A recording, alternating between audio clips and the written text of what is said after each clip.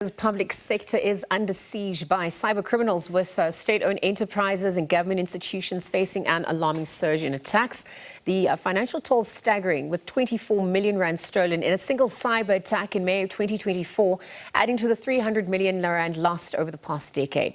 Now, the Council for Scientific and Industrial Research estimated cybercrime costs the South African economy up to 2.2 billion rand annually.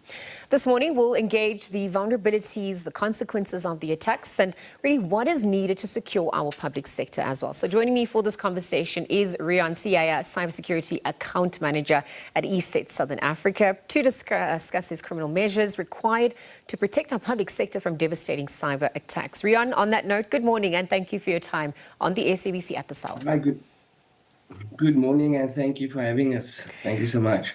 Well, Reon, let's delve in. Some common cyber attacks affects the public sector, makes South Africa obviously vulnerable to cyber attacks, particularly the public sector. Talk to us about how we address these weaknesses. Yeah, so see, the public sector has a very unique situation because of the amount of users that they have within their environment.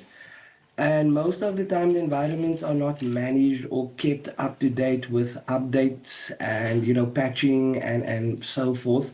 So what happens is vulnerabilities come in where hackers and ransomware and so forth can come in, and it can firstly slow down the person's environment or the government's environment, or it can just take it down totally as to no service available, and that can have a great impact on the users of those services and obviously impacting us negatively, from a user perspective.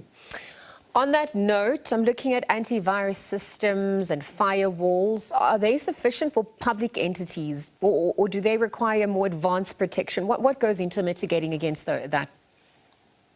So your cybersecurity endpoint protection, that it's known as, is just your forefront or the beginning stage of your security.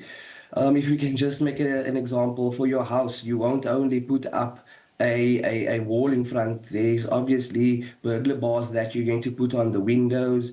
There's going to be an alarm system. There's going to be a call out for someone to come and check if there's a thief. So just having an alarm system is not good enough today. There is mitigation that is needed, remediation, and also because the hackers are sitting dormant on ports, this needs to be tested and then obviously cleaned out from a cyber point. So no, your normal antivirus is not enough anymore. It is just a forefront in the whole security spectrum. All right, so looking at that whole security spectrum and the framework as well, how effective is the Directive on Public Service Information Security in enhancing cybersecurity governance? Perhaps looking at the security teams as well, and the role that they play in enforcing cybersecurity policies, ensuring compliance as well. Are we doing enough? So there was an audit done from governance or government, that was about May, June, to show just what the vulnerability is within, be it a municipality, the metros, or whatever the faculty is that they are working from. They are taking a bigger step now because we've just used the software technology in the past. There is a need and a much greater need for the skills level that you were talking about, where you're talking about your security operating center. We do not have enough people within South Africa from a skills level. And this is really a problem. And this is where vendors like ourselves come in, and we make what we call management detection and response available, where you have access to the skills and the know-how of not only the software that they're using, but also the vectors of attacks and the different trends that are happening within the world. So this is how we mitigate or just risk manage this a bit better from a cybersecurity point of view. And employee point of view then, how can cybersecurity awareness amongst employees complement advanced technical solutions, complementing the frameworks and the policies already put in place? This is very important, right? The AI wants to take us out because we're the ones making the mistake. Yeah. But yeah, we need to with the artificial intelligence.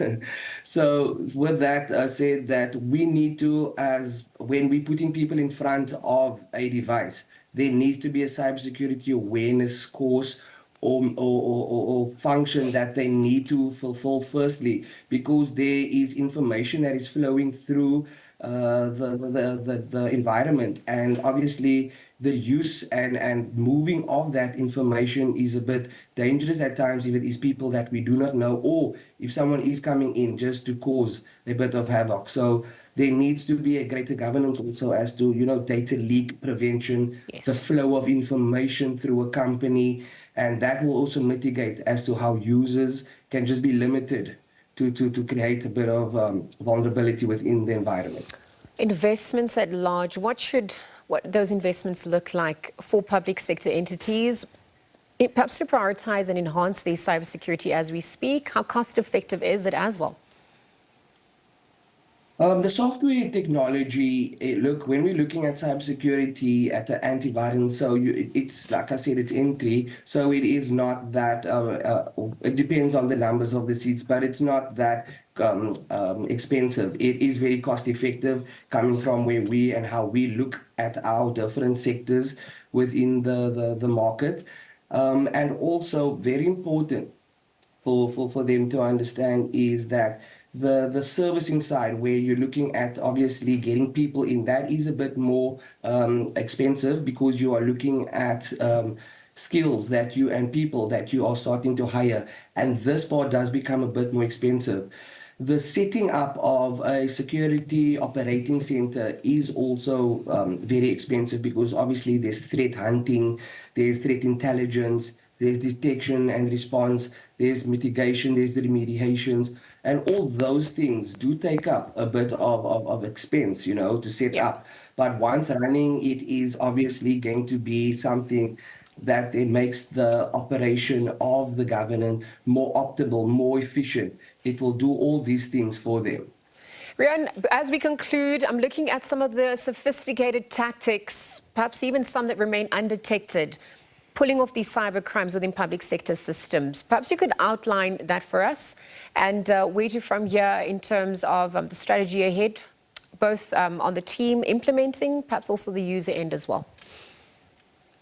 Okay, so the most common one that we're still finding to be out there is obviously the ransomware, but that's coming Yeah. in through phishing attacks and social engineering. So what happens when people basically receive an email and click on a link, and then they put in their email address being their username for most of their platforms?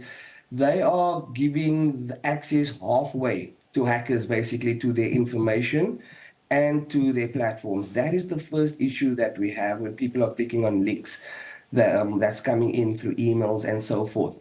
The next one is obviously the hackers that are sitting dormant within the ports, in the network, within the servers and server environments and the SharePoints. They are looking for the sharing of passwords and usernames and information flowing into that sense, because some people they do not have a great governance or within the environment. They share passwords so that people can use interfaces on behalf of them and so forth. So this is a big issue, because that information doesn't just stay there. Hackers within the environment can then see that information, and then, like we said, they're more than halfway there to gain access to your accounts and platforms. The other one that we Yeah. are seeing very much now is where, like we said, social engineering, where people are getting Yes. called and asked questions. And they are so freely giving these questions to the people, or the answers to these people. And in that way, people can then act as you on behalf of you and access your information, be it through your Netflix, but getting in there, Yep. you're going to get a password and a username to go into your bank account, whatever the case may be.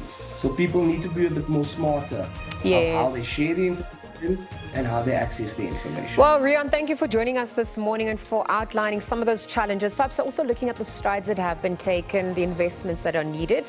Leaving the conversation there for now, Reon Siyaya, of course, sharing his expertise on securing South Africa's public sector. It's clear that a combination of new and smart technology, a mindset shift, and awareness at large is essential to prevent devastating cyber attacks.